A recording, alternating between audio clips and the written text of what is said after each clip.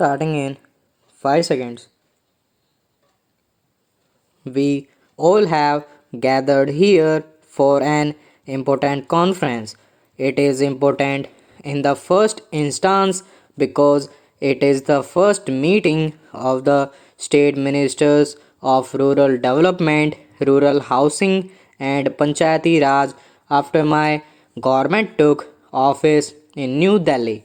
Hence, I must at the very outset both welcome you to this conference and thank you for giving me this opportunity to meet important representatives of the state government.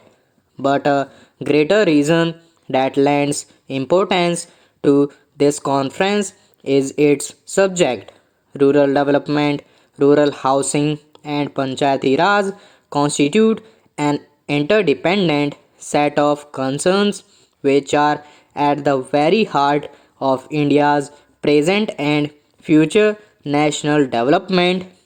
Precisely because of this reason, they are at the heart of the national agenda for governance, which is the blueprint of my government's policies and priorities. To explain the importance of rural development in the context of our common dream of building a new India is to belabor the obvious. India is a land of villages. Between 60 and 70% of our population live in villages and is engaged in agriculture and allied activities.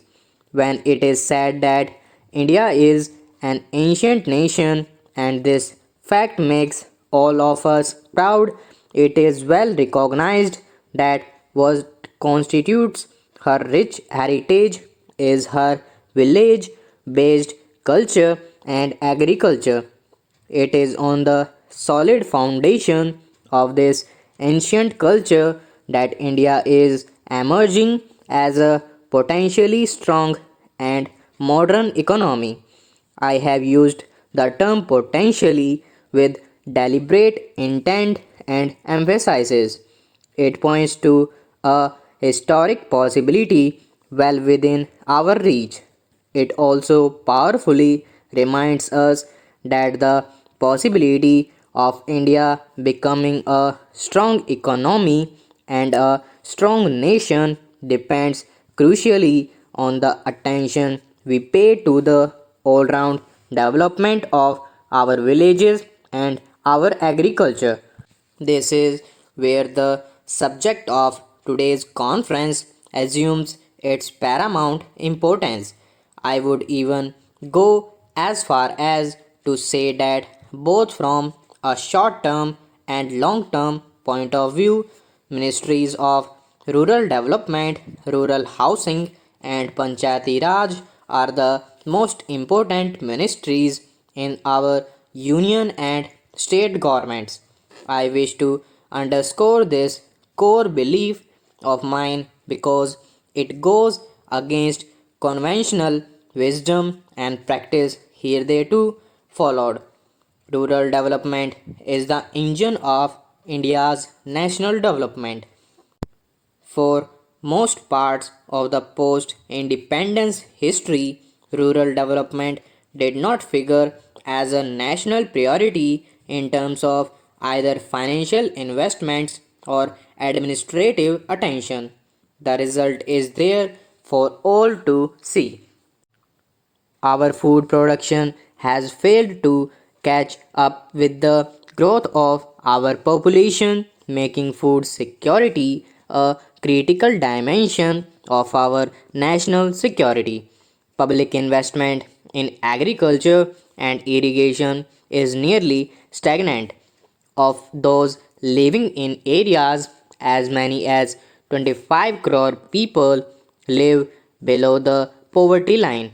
We need as many as 2 crore houses to be built up, upgraded in rural areas in order to provide decent habitat to our rural poor. A majority of the houseless or ill housed people Villages belong to scheduled castes, scheduled tribes, and other backward classes, deprived of gainful and sustainable employment in the villages of their origin. Millions of them migrate to towns and cities each year. There too, they live a life of deprivation.